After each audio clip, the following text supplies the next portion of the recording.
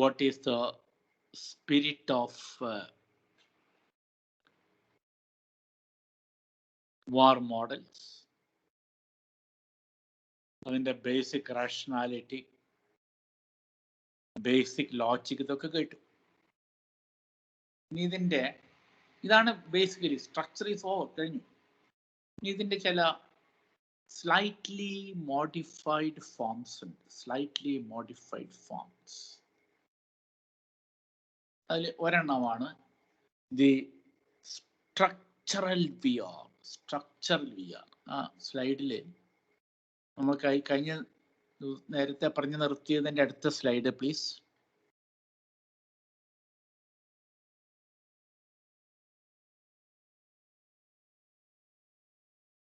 Next slide.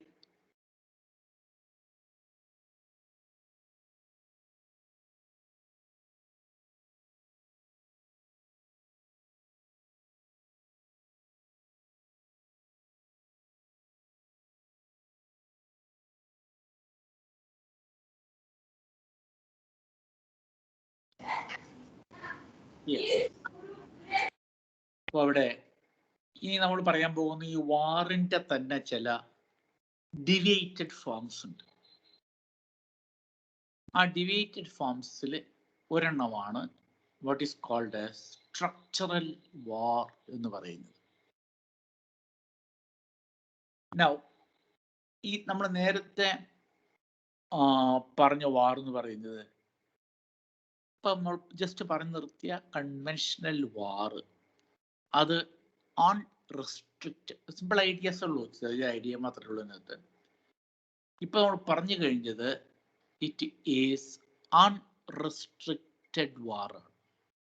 Unrestricted VAR എന്ന് പറഞ്ഞു കഴിഞ്ഞാൽ, so we have seen apple, banana, ഇതൊക്കെ നമ്മൾ കണ്ടു.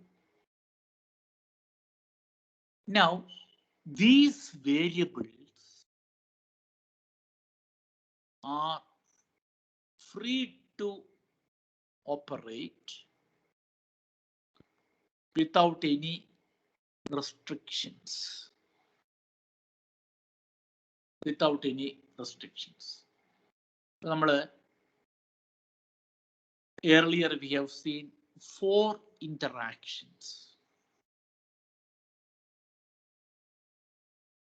ഈ 4 interactions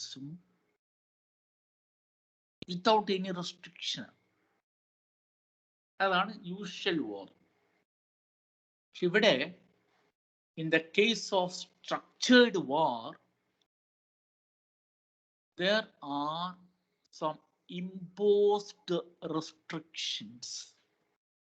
Imposed restrictions. ചില റെസ്ട്രിക്ഷൻസിൻ്റെ ഉള്ളിൽ നിന്നുകൊണ്ട് മാത്രമേ ഈ ഫങ്ഷണൽ റിലേഷൻ എക്സ്പ്ലെയിൻ ചെയ്യാൻ പറ്റുള്ളൂ. Now I can give you a simple example. എക്സ്പ്ലനേഷന് മാത്രം എടുക്കുന്ന ഒരു എക്സാമ്പിൾ ആണ്, 100% പെർഫെക്റ്റ് അല്ല എങ്കിൽ കൂടെ. നമ്മൾ നേരത്തെ we have seen that the current demand for apple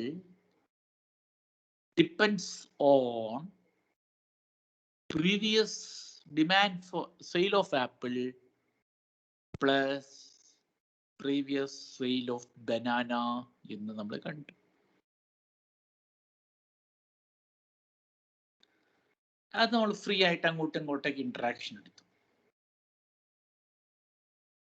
ഇനി ഇവിടെ നമ്മൾ ചില റെസ്ട്രിക്ഷൻ കൊണ്ടുവരികയാണ്. ഫോർ എക്സാമ്പിൾ റെസ്ട്രിക്ഷൻ കൊണ്ടുവരികയാണ്. For example, banana is not a substitute for apple. Banana is not a substitute for apple. അപ്പൊ പിന്നെ naturally demand for apple depends on previous sale of banana എന്ന് പറയാൻ പറ്റും. അവിടെ റെസ്ട്രിക്ഷൻ കൊണ്ടാണ്, because banana ആപ്പിളിന് ഒരു substitute അല്ല. ഓ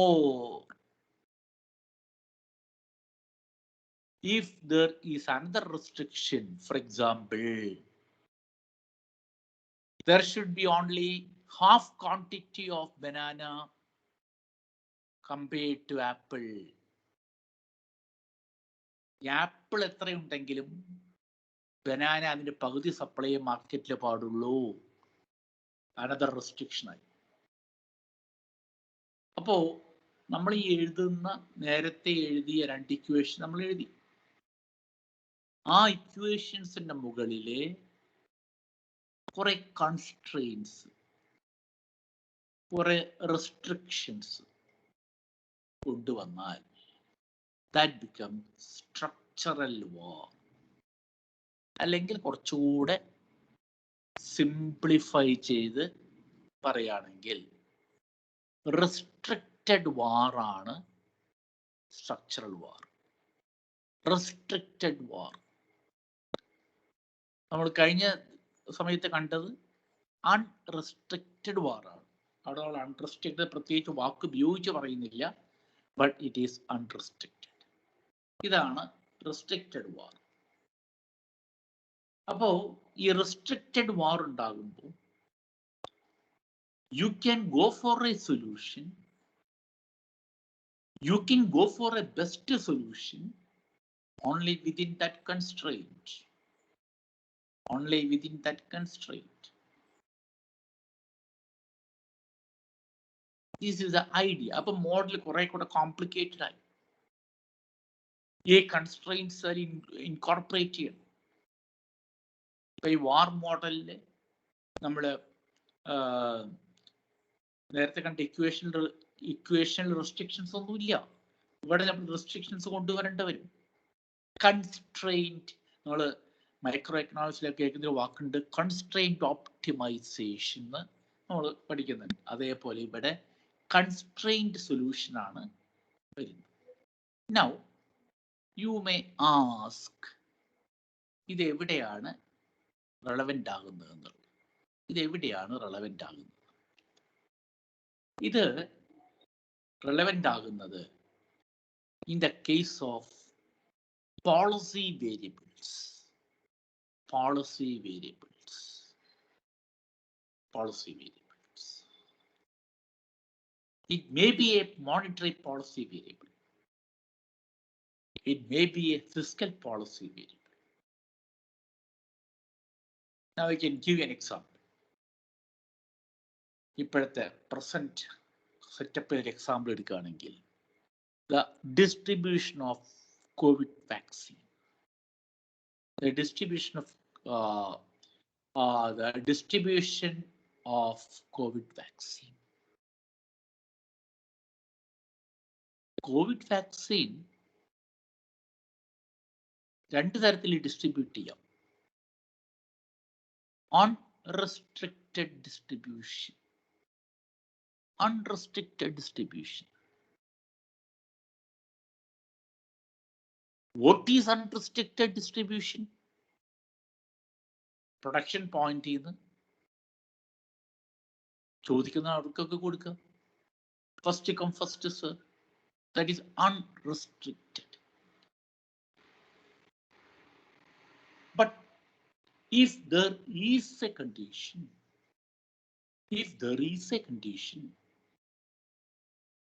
what is the condition?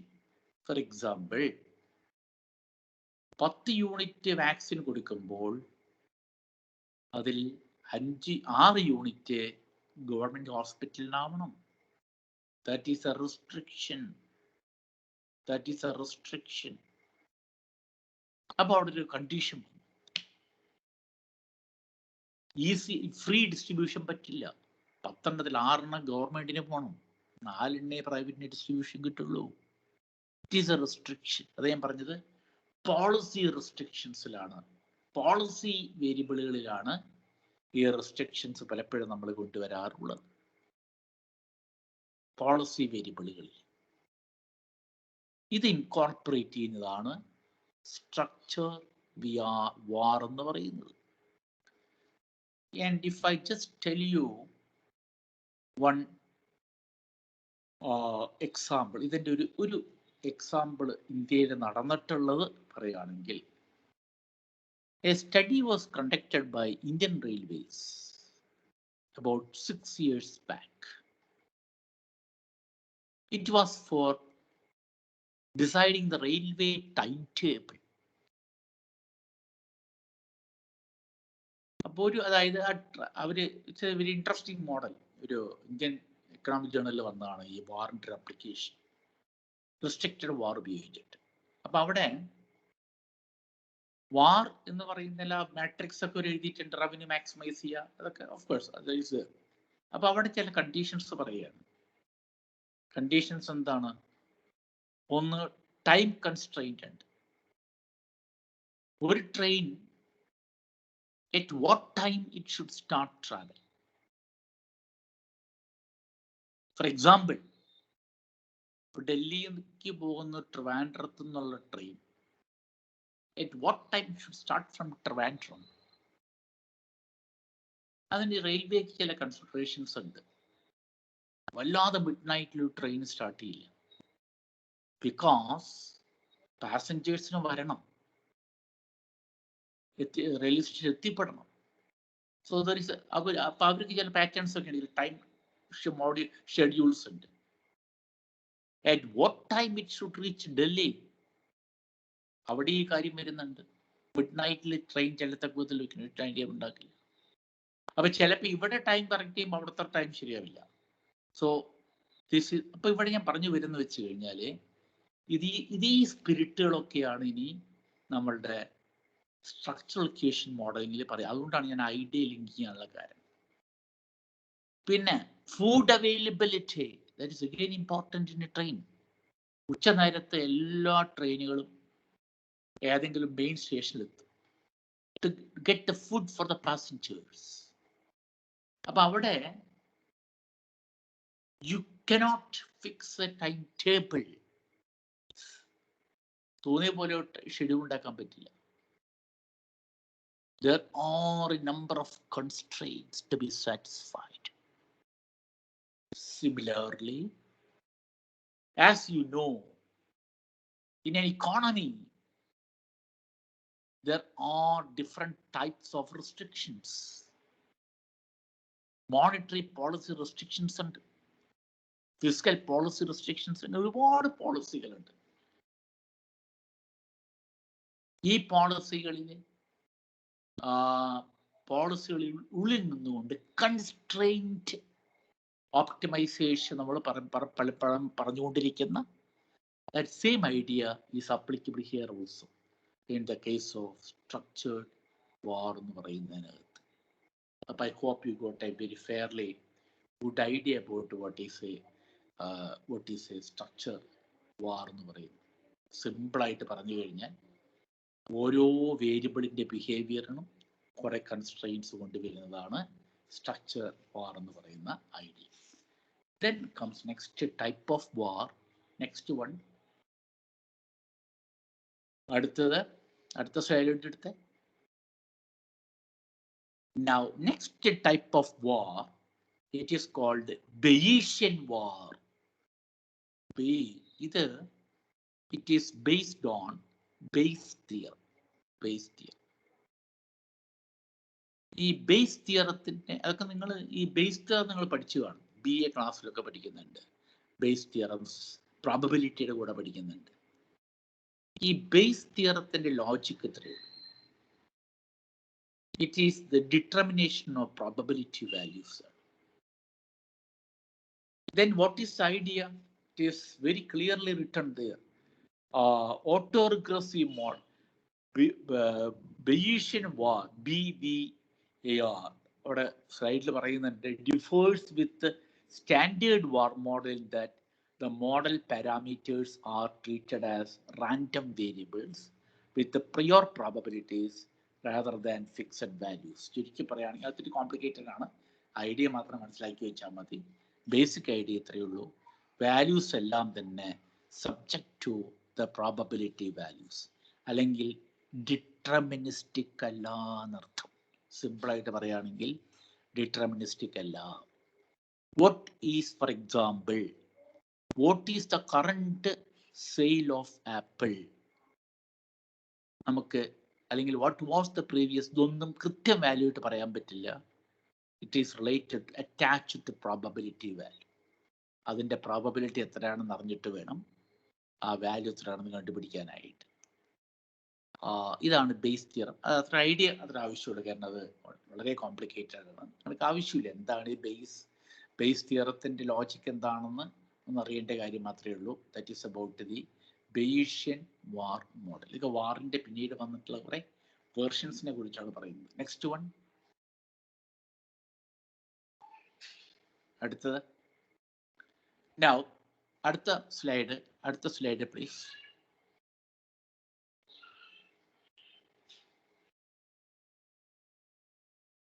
Base കഴിഞ്ഞിട്ടുള്ള അടുത്തത് പ്ലീസ്.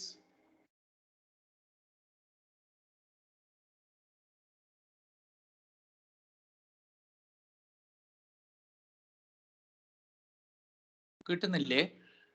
ഹലോ,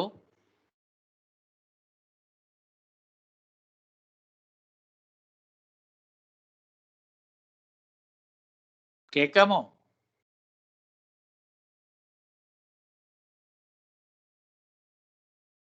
കേൾക്കുന്നില്ലേ?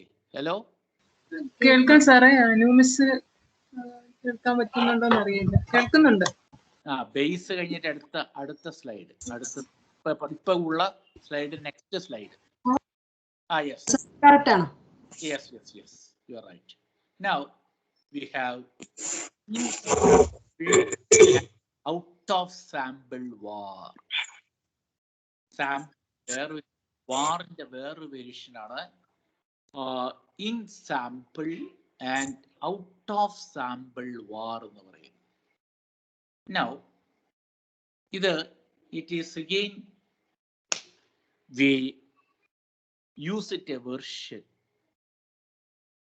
പറയുന്നത് ഇതൊക്കെ ചെറിയ ചെറിയ ഐഡിയാസ് അത്രയേ ഉള്ളൂ. എന്തുകൂടെ പറയുന്നത്, this is done to assess the ability of the model to forecast known values. For example, it is very clear, within the sample, forecast from 1980 to 215 might use data from 80 to 2012. അതായത് simple idea എത്രയേ ഉള്ളൂ, ഒരു data സെറ്റിനകത്ത് ഉള്ള available information മാത്രം വെച്ചുകൊണ്ടുള്ള വാർ modelling. ഒരു data സെറ്റിനകത്ത് available ആയിട്ടുള്ള data മാത്രം വെച്ചുകൊണ്ടുള്ള ഇതാണ്. ഫോർ എക്സാമ്പിൾ, നിങ്ങളുടെ കയ്യിൽ 1990 തൊട്ട് 2020 വരെയുള്ള ഡാറ്റയുണ്ട്. ഇതാണ് ഇൻ സാമ്പിൾ എന്ന് പറയുന്നത്. ഇൻ സാമ്പിൾ നമ്മുടെ സാമ്പിളിനകത്ത് 1990 തൊട്ട് 20 വരെയുള്ള 20 കൊല്ലത്തെ ഡാറ്റയുണ്ട്. ഈ ഡാറ്റ മാത്രം വെച്ചുകൊണ്ടുള്ള മോഡലിംഗ് ഇൻ സാമ്പിൾ, സാമ്പിളിനകത്തുള്ള ഡാറ്റ വെച്ചുകൊണ്ടുള്ളതാണ് ഇൻ സാമ്പിൾ എന്ന് പറയുന്ന മെത്തേഡ്. പിന്നെ ഔട്ട് സാമ്പിൾ എന്ന് പറയുന്നുണ്ട്. അവിടെ നമ്മൾ അവൈലബിൾ ഡാറ്റ മാത്രമല്ല, from what ever sources we can get data, ആ ഡാറ്റ കംപ്ലീറ്റ് യൂസ് ചെയ്യുന്നുണ്ട്. അതായത് ഇനി വീണ്ടും ഞാൻ സിംപ്ലിഫൈ ചെയ്ത് പറയുകയാണെങ്കിൽ, അവൈലബിൾ ഡാറ്റ വെച്ചുകൊണ്ടുള്ള ചെയ്യുന്നതാണ് ഇൻ സാമ്പിൾ വാർ. വലിയ കാര്യമുള്ള കാര്യമൊന്നുമല്ലത്. പക്ഷെ എല്ലാ ഡാറ്റ പുറത്തുനിന്നൊക്കെയുള്ള ഡാറ്റ എടുത്തിട്ട് മോഡൽ എക്സ്പാൻഡ് ചെയ്യുകയാണെങ്കിൽ ദാറ്റ് ബിക്കംസ് ഔട്ട് സാമ്പിൾ വാർ എന്നൊക്കെ പറയുക. വാറിൻ്റെ ചില വെർഷൻസ്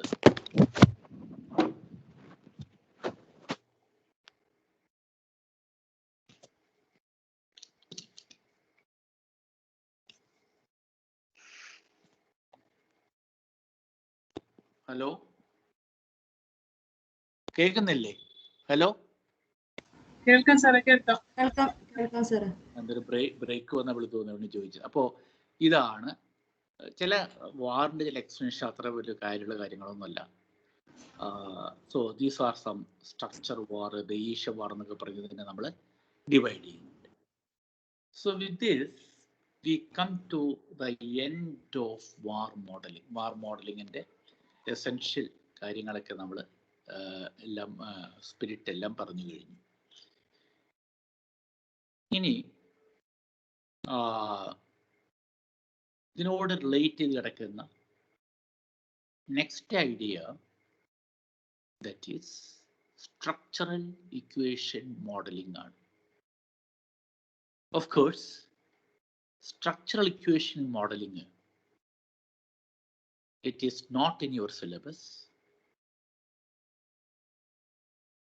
അതുകൊണ്ട് ഒരു ഡീറ്റെയിൽഡ് സ്റ്റഡി കാര്യങ്ങളൊന്നും അതിൻ്റെ ആവശ്യം വരുന്നില്ല.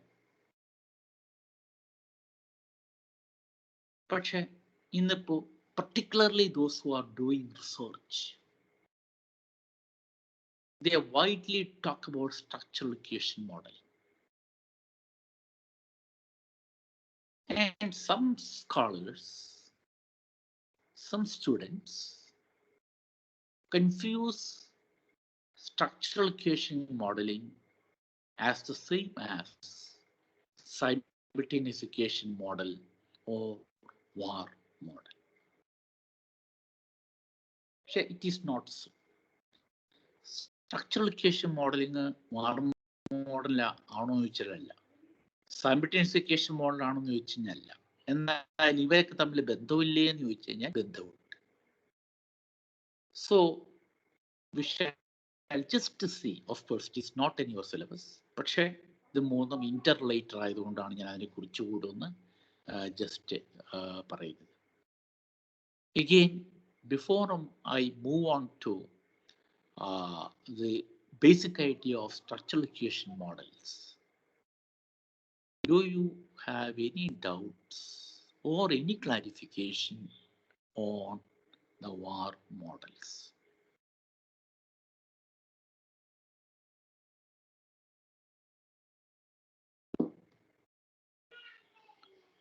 Any doubts or any clarifications?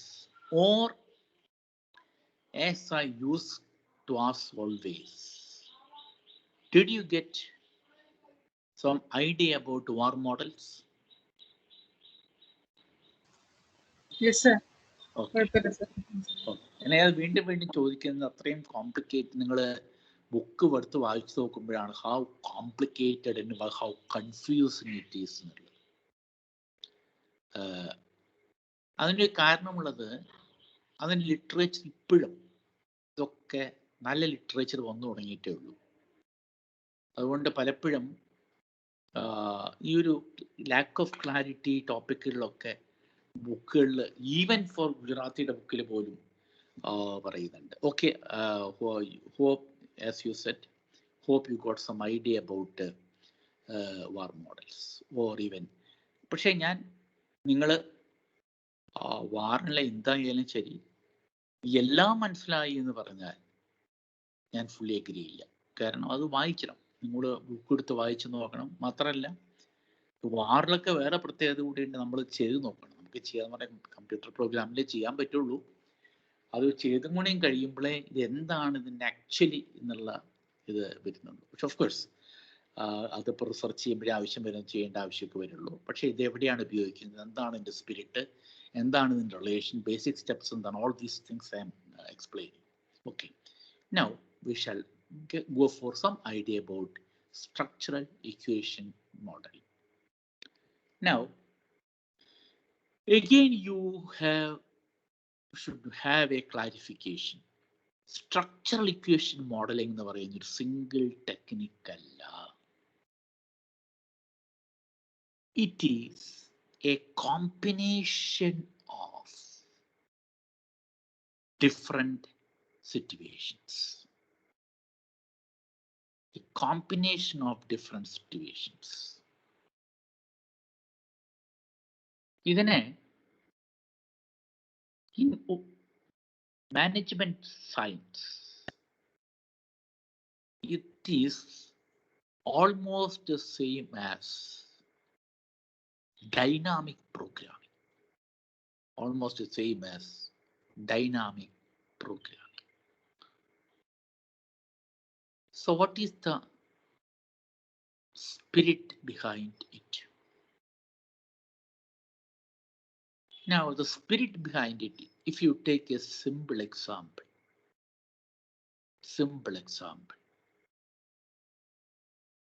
the job satisfaction in a bank. Job satisfaction in a bank. ഇത് സപ്പോസ് നിങ്ങൾ പഠിക്കുന്നുണ്ടെന്ന് വിചാരിക്കാം.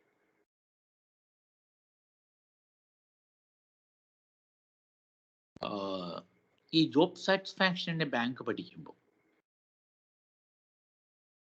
പണ്ട് കാലത്ത് നമ്മൾ ചെയ്തിരുന്നത് it was with a regression model. ഒരു മൾട്ടിപ്പിൾ റിഗ്രഷൻ മോഡൽ എടുക്കും. Satisfaction is A function of എന്ന് പറഞ്ഞാൽ കുറെ വേരിയബിൾ നമ്മൾ എടുക്കും. സിംഗിൾ ഇക്വേഷൻ മോഡലിംഗ്, പിന്നെ അത് become regression simultaneous equation models.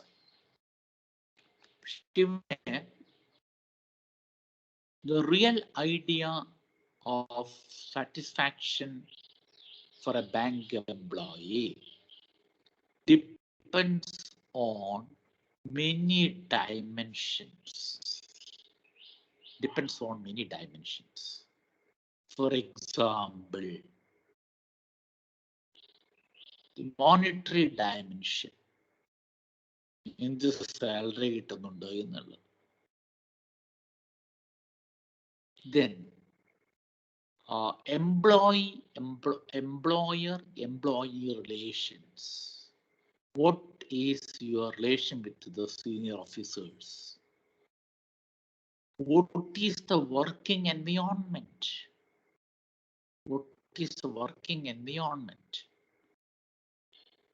What about the nature of customers?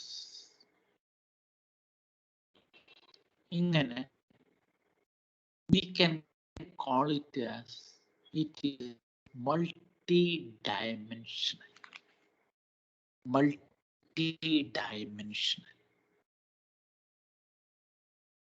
Or in statistical terms, you can call it as multivariate. Now, you require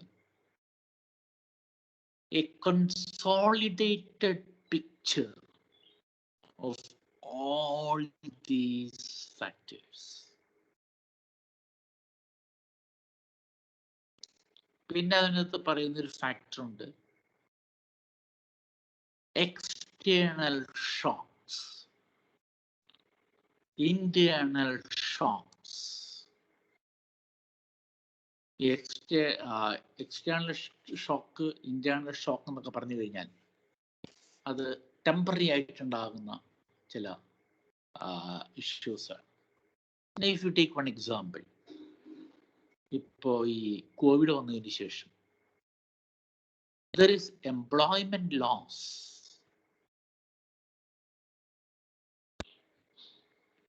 ഈ employment loss കുറെ പേർക്ക് ടെമ്പററി ഷോക്കായിരുന്നു, കുറെ പേർക്ക് അത് ലോങ് റൺ ഷോക്ക്. ഇങ്ങനെ ഒരുപാട് factors. Again, if I give one more example, a live example, നിങ്ങൾ ഒരു 1 month back പത്രത്തിൽ വാർത്ത വായിച്ചു കാണും. One officer of Canara Bank, one lady from Trichy, she committed suicide in the bank. Paper വായിച്ചു കാണും നിങ്ങൾ. ഇൻഡയറക്റ്റ് ആയിട്ട് അവരെനിക്കറിയാം.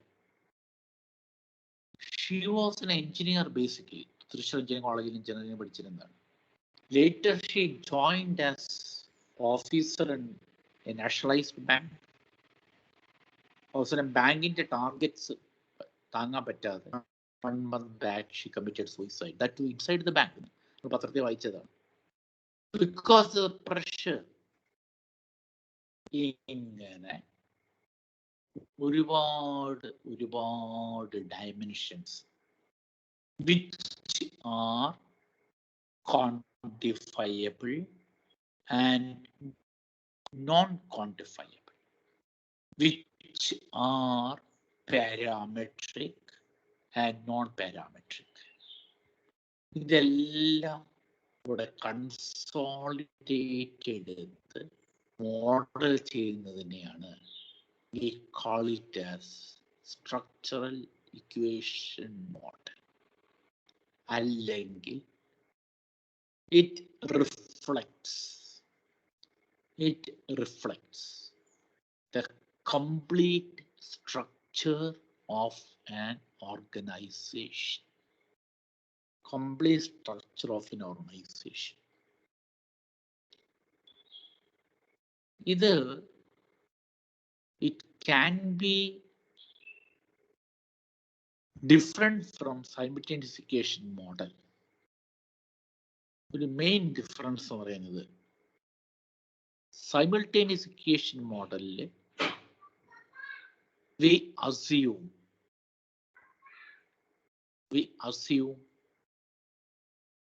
many things constant. ആ ഒരു assumption even simultaneous equation model വരെ വരുന്നുണ്ട്. ഇവിടെ സ്ട്രക്ചറൽ ഇക്വേഷൻ മോഡലിംഗിൽ എല്ലാം അങ്ങ് ഡൈനാമിക് ആക്കുക. എല്ലാം ഡൈനാമിക് ആക്കിയിട്ട് അതിൽ ആ എല്ലാ ഡൈനാമിക്സും ഒരുമിച്ചിട്ട് അങ്ങോട്ട് സോൾവ് ചെയ്യാൻ നോക്കുകയാണ് ചെയ്യുന്നത്. So if I put in simple words, it can be called as a holistic view of a system.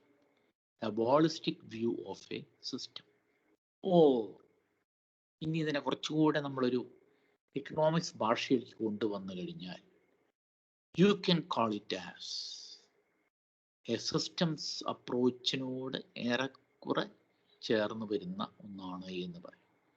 Systems അപ്രോച്ചിനോട് ഏറെക്കുറെ ചേർന്ന് വരുന്ന ഒന്ന്. Now, when I was making some reading about structural equations, ഇതിൻ്റെ ലിറ്ററേച്ചർ ഒരിക്കൽ വായിച്ചപ്പോൾ അതിനകത്ത് പറയുന്ന ഒരു ബ്യൂട്ടിഫുൾ എക്സാമ്പിൾ ഉണ്ട് സ്ട്രക്ചറൽ ഇക്വേഷൻ എന്താണെന്നുള്ളത്. അത് I shall tell you, അത് കേട്ട് കഴിഞ്ഞാൽ കാര്യം പെട്ടെന്ന് പോകും. For example human body. ഈ ഹ്യൂമൻ ബോഡി എഗെയിൻ നമ്മുടെ ചില എക്കണോമിക്സ് ബുക്കുകളിലൊക്കെ പറയുന്നുണ്ട് ഹ്യൂമൻ ബോഡി സിസ്റ്റംസ് അപ്രോച്ചിന്റെ ഒരു ബെസ്റ്റ് എക്സാമ്പിൾ ആണെന്നൊക്കെ പല ബുക്കുകളിലും പറയുന്നുണ്ട്. ഞാൻ ഈ പറഞ്ഞ ലിറ്ററേച്ചറിലെ human body is treated as a structural equation model. അവർ പറയുന്നത് you start from head to feet, തല മുതൽ കാലിൻ്റെ അറ്റം വരെ അങ്ങോട്ട് എടുത്തു കഴിഞ്ഞാൽ അവരെ നിങ്ങൾ ചിന്തിക്കുക പോലും ചെയ്തു കാണില്ല. അവർ പറയുന്നത് 46 doctors are involved. 46 doctors are involved. തലയ്ക്ക് ഒരു ഡോക്ടർ, ബ്രെയിൻ റിലേറ്റഡ് കാര്യങ്ങൾക്ക് ന്യൂറോ ഒരു ഡോക്ടർ, പിന്നെ ഇനി നിങ്ങൾക്ക് ഐഡിയ മനസ്സിലായി കാണും. തൊണ്ട, മൂക്ക്, ചെവി വേറൊരു ഡോക്ടർ, ENT. പല്ലിന് മൂന്നാമതൊരു ഡോക്ടർ, ഡെന്റിസ്റ്റ്. അങ്ങനെ താഴ്ത്തിക്കേണ്ടി വരുന്നു. കൈ, കാല്, ഓർത്തോ, വയറ്, ലിവർ, ലങ്സ്, കിഡ്നി, ഇങ്ങനെ പോകുന്നുണ്ട്. So I hope you got the idea. അതിൽ തന്നെ ബ്രേക്സ് പിന്നെയുണ്ട്. For example surgery. ഈ സർജറിയിൽ തന്നെ പീഡിയാട്രിക് സർജറി ഡോക്ടേഴ്സ് ഉണ്ട്, കുട്ടികളുടെ മാത്രം സർജറി ചെയ്യുന്നത്. ജനറൽ സർജറി ഉണ്ട്, സ്പെഷ്യലൈസേഷൻസ് മൈക്രോ ആയിട്ട് ഇങ്ങനെ പോകുന്നുണ്ട്. So when you assume a human body, it is some total of many systems. ഇതിൽ ഓരോന്നിലും ഓരോ സിസ്റ്റത്തിനും we call it a subsystem. തല ഒരു സബ്സിസ്റ്റം. ആ തലയ്ക്കകത്ത് തന്നെ പല ഡയമെൻഷൻസും കാര്യങ്ങളും പഠിക്കാനുണ്ട്.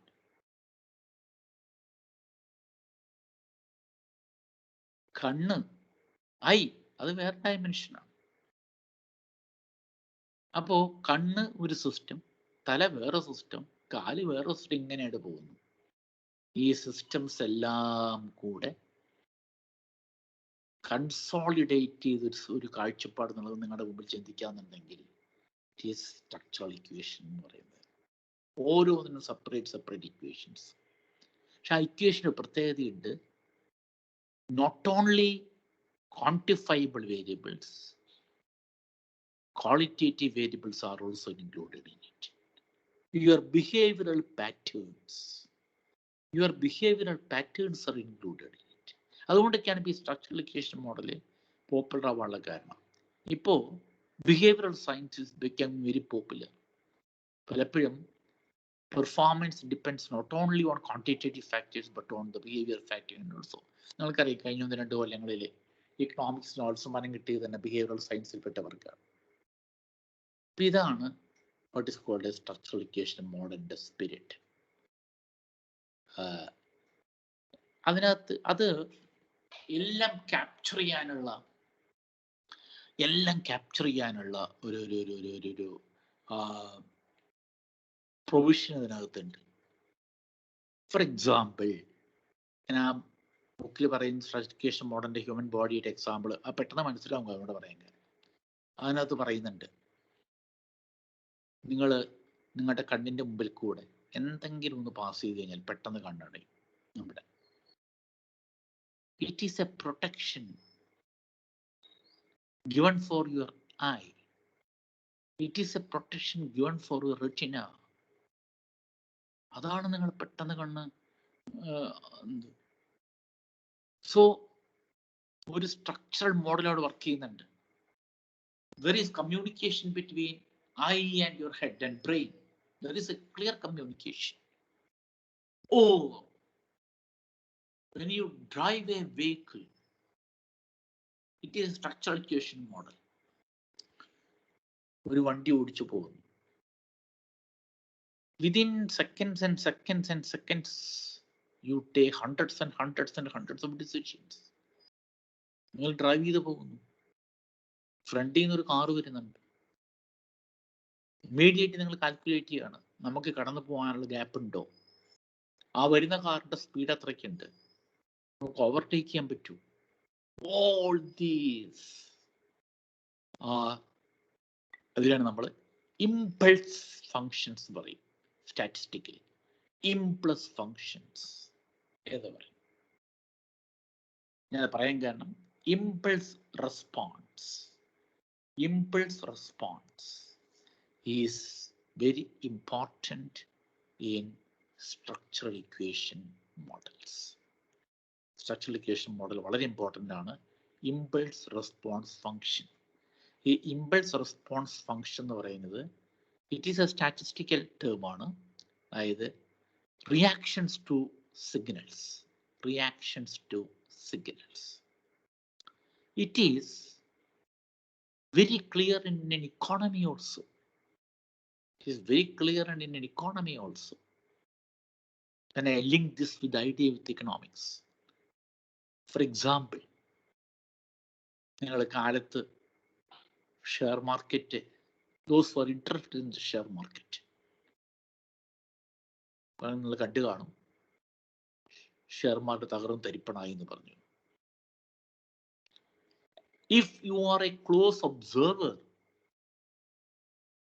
of the share markets, അല്ലെങ്കിൽ ഈ ഷെയർ മാർക്കറ്റിൽ ഓപ്പറേറ്റ് ചെയ്യുന്നവർക്കറിയാം, ഏതാണ്ട് ഹോസ്പിറ്റലിലെ ഗ്രാഫ് പോലെ ഇങ്ങനെ ഗ്രാഫ് ഇങ്ങനെ വന്നുകൊണ്ടിരിക്കുകയാണ്, അപ്സ് ആൻഡ് ഡൗൺസ്. അതായത് the purchases and sales taking place, അതിനനുസരിച്ച് ഇമ്പൾസ് റിയാക്ഷൻസ് വേണം. ചില കമ്പനികളുടെ ഷെയർ വില കൂടുന്നു, ചിലത് വില കുറയുന്നു. These are called impulse functions. Similarly, in an economy also, when there is the outbreak of COVID for the last 1.5 years, we have seen how the economy responds. അതൊക്കെ socks ആണ്. ഈ ഷോക്കുകളോട് എങ്ങനെ റെസ്പോണ്ട് ചെയ്യുന്നു? ഇതുപോലെ each and every dimension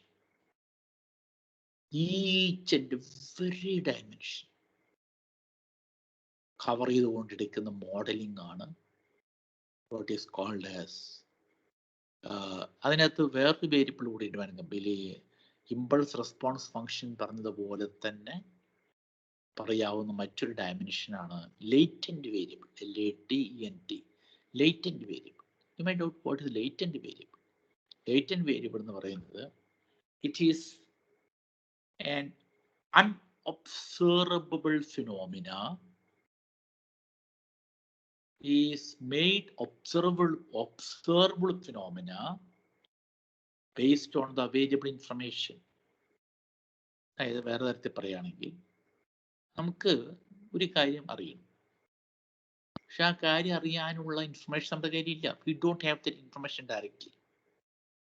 പക്ഷെ available ആയിട്ടുള്ള മറ്റ് ഇൻഫർമേഷനിൽ നിന്ന് ഈ ഒരു ഇൻഫർമേഷൻ എന്തായിരിക്കുമെന്ന് ജനറേറ്റ് ചെയ്യും. That is the latent variable എന്ന് പറയും. Latent variable. I can give you one more example which is given in a textbook. So, ഒരു പോലീസ് ഇൻവെസ്റ്റിഗേഷനിലെ ഒരു പ്രതിയെ പിടിക്കും. നാച്ചുറലി പ്രതി എവിടെയാണെന്ന് നമുക്കറിയില്ല. അപ്പൊ പോലീസ് എന്താ ചെയ്യുന്നത്?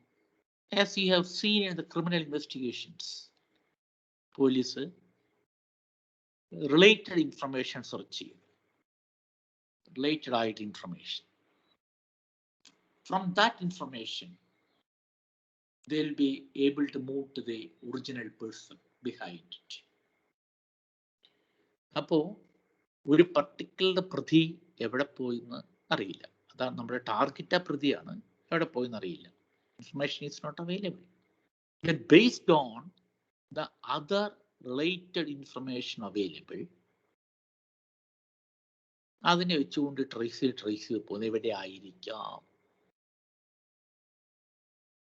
ഇത് ലേറ്റന്റ് ബിഹേവിയർ. അതിന് ഇവിടെ അവർ പറയുന്നത് ലേറ്റന്റ് ബിഹേവിയർ എന്ന് പറയും. ലേറ്റന്റ് ബിഹേവിയറിന്റെ ഒരു എക്സാമ്പിളാണ്. അപ്പൊ ഇവിടെ ഞാൻ ഡെലിബറേറ്റ് ആയിട്ട് 2 ടേംസ് കൊണ്ടുവന്നു. ഇമ്പൾസ് റെസ്പോൺസ് ഫംഗ്ഷൻ എന്താണെന്നുള്ളത്, ലേറ്റന്റ് ബിഹേവിയർ എന്താണെന്നുള്ളത്. ഇമ്പൾസ് റെസ്പോൺസ് ഫംഗ്ഷൻ എന്താണ്? You are quickly reacting to situations. ഇക്കോണമിയിലുണ്ട് അത്. മണി സപ്ലൈ അല്പം ഒന്ന് കൂട്ടിക്കഴിഞ്ഞാൽ, മണി സപ്ലൈ അല്പം ഒന്ന് കുറഞ്ഞു കഴിഞ്ഞാൽ, മറ്റു തരത്തിലുള്ള പോളിസി ചേഞ്ച് വന്നു കഴിഞ്ഞാൽ ഇതൊക്കെ ഇമ്മീഡിയറ്റ് ആയിട്ട് ഇക്കോണമിയിൽ റിഫ്ലക്ട് ചെയ്യും. That happens in our body also. If you take our blood pressure നോക്കിക്കഴിഞ്ഞാൽ കാണാം, in every second every minute is going on increasing, decreasing. കാരണം ഇപ്പൊ നിങ്ങൾ for example, again if I give an example, ചില പേഷ്യൻസിന്റെ കേസിൽ അല്ലെങ്കിൽ അസുഖമൊന്നും ഇല്ലാത്തവര് BP നോക്കും, pressure നോക്കും. എപ്പോഴാണ് നോക്കണം? 2 കൊല്ലം കൂടുമ്പോൾ. 2 കൊല്ലം കൂടുമ്പോൾ ലാബിൽ പോയിട്ട് BP നോക്കും. നോക്കി BP കുഴപ്പമില്ല, you are happy. It is not a right picture. അതറിയണമെങ്കിൽ കണ്ടിന്യൂസ് മോണിറ്ററിങ് വേണം. ഈ കണ്ടിന്യൂസ് മോണിറ്ററിംഗിൽ അപ്സ് ആൻഡ് ഡൗൺസ് ആയിട്ട് ഇതിങ്ങനെ ബിഹേവ് ചെയ്യുന്നത് കാണും. Blood sugar, in the case of diabetic patients, ups and downs are there. ബോഡിയിൽ വരുന്ന ചേഞ്ചസിനനുസരിച്ച് ഇങ്ങനെ ഇമ്പൾസ് റെസ്പോൺസ് ഫങ്ഷൻസ് ഉണ്ടായിക്കൊണ്ടിരിക്കും. That is for an economy also in the form of policy variables. അതുപോലെ ലേറ്റന്റ് ബിഹേവിയർ, ചില behaviours നമുക്ക് observe ചെയ്യാൻ പറ്റില്ല ഡയറക്റ്റായിട്ട്. അപ്പോൾ മറ്റ് സോഴ്സിൽ കൂടെ അതിനെക്കുറിച്ചുള്ള ഒരു ഒബ്സർവേഷൻ ജനറേറ്റ്. ഇതുപോലെ എ നമ്പർ ഓഫ് എക്സാമ്പിൾസ്. ഇതെല്ലാം ചേർത്ത് വെച്ചിട്ടുള്ള ഒരു മോഡലിംഗ് ആണ് സ്ട്രക്ചറൽ ഇക്വേഷൻ മോഡൽ. ഇതിനകത്ത് എന്നും ഒരൊറ്റ സ്ട്രക്ചർ അല്ല. അതർവൈസ് ഉപയോഗിക്കുന്ന ടെക്നിക്സ് ഇപ്പോൾ സൈമൾട്ടേനിയസ് ഇക്വേഷൻ മോഡൽ എന്ന് പറഞ്ഞു കഴിഞ്ഞാൽ നമ്മൾ 4 ഇക്വേഷൻ എഴുതി സോൾവ് ചെയ്തു. വാർ മോഡൽ എന്ന് പറഞ്ഞാൽ കാലത്ത് കണ്ട പോലെ ഇക്വേഷൻ സോൾവ് ചെയ്തു. അങ്ങനെ ഒന്നല്ല structural equation model. It is highly dynamic. അതിൽ ഓരോ സിറ്റുവേഷനിലും ഉപയോഗിക്കുന്ന മെത്തേഡുകൾ മാറി വരുന്നുണ്ട്. നിങ്ങളൊരു പേര് മാത്രം പറയുകയാണ്, ആവശ്യമില്ലാത്തതുകൊണ്ട് വെറുതെ പറഞ്ഞ് കൺഫ്യൂഷൻ ഉണ്ടാക്കണ്ടല്ലോ. എങ്കിലും നിങ്ങൾ കണ്ടു കാണും, പർട്ടിക്കുലർലി ദോസ് ടീച്ചേഴ്സ് ഇനി ഗോ ത്രൂ ജേർണൽസ് ഒക്കെ നോക്കി കഴിഞ്ഞാൽ കാണുന്നതാണ് പാത്ത് അനാലിസിസ് എന്ന് പറഞ്ഞ് കാണാം. മൾട്ടിപ്പിൾ റിഗ്രഷൻ തന്നെ വളരെ കോംപ്ലിക്കേറ്റഡ് മൾട്ടിപ്പിൾ റിഗ്രഷൻസ് കാണാം. ഫാക്ടർ അനാലിസിസ് കാണാം. പ്രിൻസിപ്പൽ കമ്പോണന്റ് അത് ധാരാളം പേര് ചെയ്യുന്നുണ്ട്. ഇക്കണോമിക്സുകാർ പലപ്പോഴും ഉപയോഗിക്കുന്ന ഒരു ടെക്നിക്കാണ് പ്രിൻസിപ്പൽ കമ്പോണന്റ്. പിന്നെ കാനോണിക്കൽ ഫ്രെയിംവർക്ക് എന്ന് പറഞ്ഞ വേറെ ഒന്നുണ്ട്. ഡിസ്ക്രിമിനന്റ് ഫങ്ഷൻസ് ഉണ്ട്. ഇതൊക്കെ ഇതിൽ വരുന്നതാണ്. ഇപ്പോൾ സ്ട്രക്ചറൽ ഇക്വേഷൻ മോഡലിംഗ് എന്ന് പറയുന്നത് ഒരു പർട്ടിക്കുലർ ടെക്നിക്കിൽ മാത്രം ഒതുങ്ങി നിൽക്കുന്നതല്ല. It depends on the situation. അതിനനുസരിച്ച് പല മോഡൽസും പല വെർഷൻസും നമ്മൾ ഉപയോഗിക്കുന്നുണ്ട്. So structural equation modeling it is a very complex complicated framework with a lot of variables which are measurable, non-measurable, quantifiable, non-quantifiable, etc. എല്ലാം കൂടിയിട്ടുള്ള ഡൈനാമിസം. ആ ഡൈനാമിസം പഠിക്കുന്നതാണ് സ്ട്രക്ചറൽ ഇക്വേഷൻ മോഡലിംഗ്. ഇതാണ് ഐഡിയ ജസ്റ്റ് പറഞ്ഞു എന്ന് മാത്രം. കാരണം not in the syllabus. In the case of students വീണ്ടും ഞാൻ പറയുന്നത് സിലബസിൽ ഉള്ളതല്ല, എങ്കിലും ആ സീക്വൻസിൽ എനിക്ക് ചെയ്തപ്പോൾ ഒന്ന് പറഞ്ഞു എന്ന് മാത്രമേ ഉള്ളൂ. So we have seen the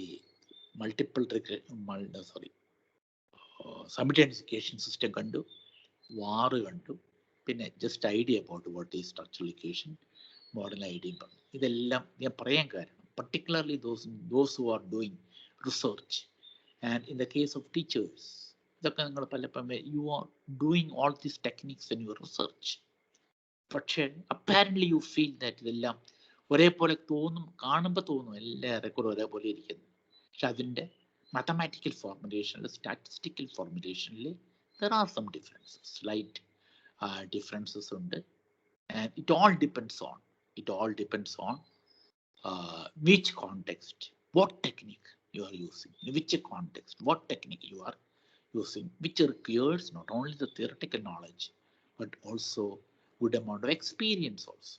അതുകൊണ്ട് മാത്രമല്ല ഈ പറഞ്ഞ മോഡലുകൾ പർട്ടിക്കുലർലി വാർ മോഡലൊക്കെ ചെയ്യണമെന്നുണ്ടെങ്കിൽ ഹൈ സ്പീഡ് കമ്പ്യൂട്ടേഴ്സ് അവൈലബിൾ ആവും വേണം. So it is research tool.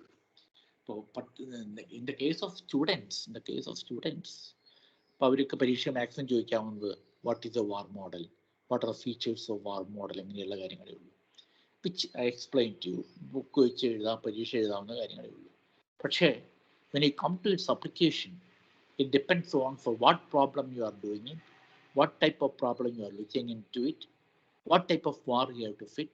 Other മറ്റ് മോഡൽസ് അത് ഒരു which requires not only theoretical knowledge, it requires good amount of experience also. So with this we come to the end of the third module. നിങ്ങളുടെ മൊത്തം നിങ്ങൾക്ക് ഉള്ളത് 5 modules ആണുള്ളത്. 5 modules we have almost covered 1, 2, 3 modules in the essential cream I was trying to present. In our word, വളരെ സൂക്ഷിച്ചാണ് ഉപയോഗിച്ചത് essential cream. കാരണം I have given you the base, I have given you the foundation. ഈ foundation മുകളിൽ നിങ്ങൾക്ക് വായിച്ചു കഴിഞ്ഞാൽ you will be able to enrich your knowledge. ഇനി നമുക്ക് അടുത്തത് ആരംഭിക്കാൻ 4th മോഡ്യൂളാണ്. 4th മോഡ്യൂളിൽ അപ്പോൾ നമ്മളിവിടെ ഈ 3 മോഡ്യൂളിൽ പ്രധാനമായിട്ട് കവർ ചെയ്യപ്പെട്ടു പോകുന്നത് സ്റ്റേഷനാരിറ്റി, അതിൻ്റെ ടെസ്റ്റുകൾ, കോഇൻറ്റഗ്രേഷൻ, അരിമയുടെ ആ 4 സ്റ്റെപ്പുകളിൽ കൂടെ അരിമയിലേക്ക് എത്തിച്ചേർന്നത്, വാർ മോഡൽസ്. ഇത്രയാണ് ഈ പറഞ്ഞ 3 മോഡ്യൂളിൻ്റെ എസെൻസ് എന്ന് പറയുന്നത്. ഇനി നമ്മൾ അടുത്ത ദിവസം മൂവ് ചെയ്യുന്നത് it is to a different topic. എന്നാൽ ടോട്ടലി ഡിഫറെൻ്റ് എന്ന് പറയാൻ പറ്റില്ല, ക്ലോസ്ലി റിലേറ്റഡ് തന്നെയാണ്. Volatility analysis. വോളാറ്റിലിറ്റി അനാലിസിസ് ആണ് പർട്ടിക്കുലർലി നമ്മുടെ ഫിനാൻഷ്യൽ മാർക്കറ്റ് അനാലിസിസ് ഉപയോഗിക്കുന്ന ഒരു ടെക്നിക്കാണ് വോളാറ്റിലിറ്റി. അതിനോട് ചേർന്നാണ് ഗാർച്ച് മോഡൽ, ആർച്ച് മോഡൽ എന്നൊക്കെ പറഞ്ഞുള്ള ചില മോഡൽസ് വരുന്നത്. That is include in the fourth module. 4-5 modules ആണുള്ളത്.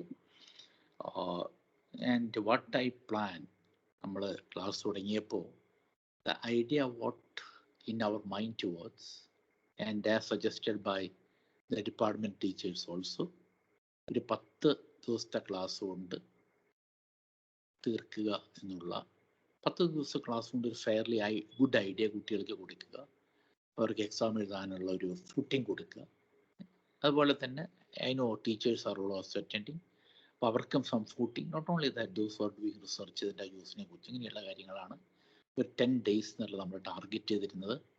And if my memory is correct, I think today we are completing the 6th class. I think so. Anyway, whatever it is. അപ്പോൾ നമ്മൾ okay, thank you. അപ്പോൾ ഇനി നമുക്ക് what I plan is ഒരു 4 class എന്ന് പറയുന്നത്, ഇനി നമുക്ക് again as I told you shall have a small break for 1 week. ഈ 1 week കുട്ടികൾക്ക് വായിച്ച് ഒരു ഐഡിയ കിട്ടാൻ വേണ്ടിയിട്ട്, വായിച്ച് ഈ എടുക്കുന്ന കാര്യങ്ങൾ ഒരു ഐഡിയ കിട്ടാൻ വേണ്ടിയാണ് ബ്രേക്ക് ഇടുന്നത്. So what I suggest is we shall have the next class on 18th. I think 18th is a Tuesday. 18th and 28th നമുക്ക് എടുക്കാം. 18th and 28th. അത് കഴിഞ്ഞിട്ട് പിന്നെ നമുക്ക് 2 ക്ലാസ് കൂടെ ആയിരിക്കും. പിന്നത്തെ ആഴ്ച ഗ്യാപ്പ് ഇടണ്ട, പിന്നത്തെ ആഴ്ച നമുക്ക് എടുക്കാം. അപ്പോൾ പിന്നെ May 31st ആകുമ്പോഴേക്കും your classes will be over. This is what I plan. കാരണം ഇന്ത്യയിൽ നമുക്ക് 2 മോഡ്യൂളാണ് ഉള്ളത്. അപ്പോൾ അടുത്ത ആഴ്ച 18-ാം തീയതി 20-ാം തീയതി ആയിട്ട് 4th മോഡ്യൂൾ തീർക്കാം. പിന്നത്തെ ആഴ്ച 2 ദിവസങ്ങളായിട്ട് 5th മോഡ്യൂളും അത് തീർക്കാൻ പറ്റും. And as I told you in the last class, സ്റ്റുഡൻസിൻ്റെ കേസിൽ സ്റ്റുഡൻസിന് എപ്പോഴും ഒരു ഇൻട്രസ്റ്റ് ഉണ്ട്. സ്പൂൺ ഫീഡഡ് മെറ്റീരിയലാണ് അവരെപ്പോഴും ആഗ്രഹിക്കുക. അത് of course you will be getting the power point what I'm presenting. അവർ നിങ്ങൾക്ക് അയച്ചു തരും. മാത്രമല്ല ഞാൻ വളരെ സ്ലോ സ്പീഡിൽ പറഞ്ഞുകൊണ്ട് നിങ്ങൾ തന്നെ കുറിച്ച് പോകുന്നതുകൊണ്ട് പിന്നെ അത് ഒരു ഡെവലപ്പ് ചെയ്തെടുക്കുക വേണ്ടു നിങ്ങൾക്ക്. പിന്നെ as doctor Sreeja told me last day, കുട്ടികളെ ചോദിക്കുന്ന ചിലതുണ്ട്, സ്പൂൺ ഫീഡഡ് ചോദ്യങ്ങൾ എന്തൊക്കെയാണ് പ്രധാനമായിട്ട് പരീക്ഷയ്ക്ക് വരിക, ഏതൊക്കെയാണ് പ്രധാനപ്പെട്ട ക്വസ്റ്റ്യൻസ്. അത് don't worry, as I told you in the last class I shall give you A list of questions, short questions as well as S A type questions ഒക്കെ ഈ ടോപ്പിക്കുകൾ കവർ ചെയ്തിട്ടുള്ളത് we shall do. So we have completed 3 modules. I think we shall wind up today. But before we wind up, if you have any genuine doubts or clarifications, you can spare for 1 or 2 or 5 some time. If ഉണ്ടെങ്കിൽ, സംശയം ഉണ്ടെങ്കിൽ, ഇനിയിപ്പോൾ നിങ്ങൾ പറയാൻ പോകുന്ന കുട്ടികൾ, പ്രത്യേകിച്ച് students പറയാൻ പോകുന്നൊരു മറുപടി ഉണ്ട്. ഇനിയിപ്പോൾ സംശയം ഉണ്ടോ ഇല്ല എന്നുള്ളത് ഇപ്പോഴല്ല, അത് പരീക്ഷ ഡേറ്റ് അനൗൺസ് ചെയ്ത് പരീക്ഷയ്ക്ക് വായിച്ചു തുടങ്ങുമ്പോഴാണ് ഡൗട്ട് ഉണ്ടാവുക എന്ന് പറഞ്ഞു. Of course if you have അങ്ങനെ എന്തെങ്കിലും ഡൗട്ട്സ് ഉണ്ടെന്നുണ്ടെങ്കിൽ പരീക്ഷയുടെ തൊട്ട് മുമ്പായിട്ട് 1-2 ദിവസം സ്പെയർ ചെയ്യാൻ എനിക്ക് മടിയൊന്നുമില്ല, നോ പ്രോബ്ലം, പറഞ്ഞാൽ മതി. Natural, I don't blame U. കുട്ടികളുടെ ബിഹേവിയർ ഞങ്ങളും സ്റ്റുഡൻസ് ആയിരിക്കുമ്പോൾ അങ്ങനെ തന്നെയായിരുന്നു. ഇങ്ങനെയൊക്കെ പഠിച്ചു ഒക്കെ എടുത്തു വയ്ക്കും. പിന്നെ പരീക്ഷയിലാകുമ്പോൾ തലേദിവസം എടുത്തിട്ട് 2 ആഴ്ച മുമ്പ് ഇരുന്നിട്ട് again you'll be starting reading. Anyway, if you have any quick doubts or clarification, please ask. Otherwise, we shall wind up and have the next class on 18th of May. Any doubts or any clarification?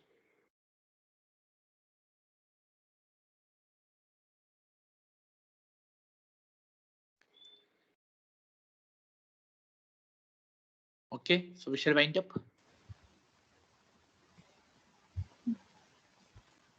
Okay, sir. Okay. Okay, sir. Okay, sir. 1 minute, sir. On behalf of all the participants, I thank Professor K.P. Mani, sir, for sparing his precious time and making us realize that time series is simple logic and anyone could master it. Thank you very much, sir, from the bottom of our hearts. Thank you, sir.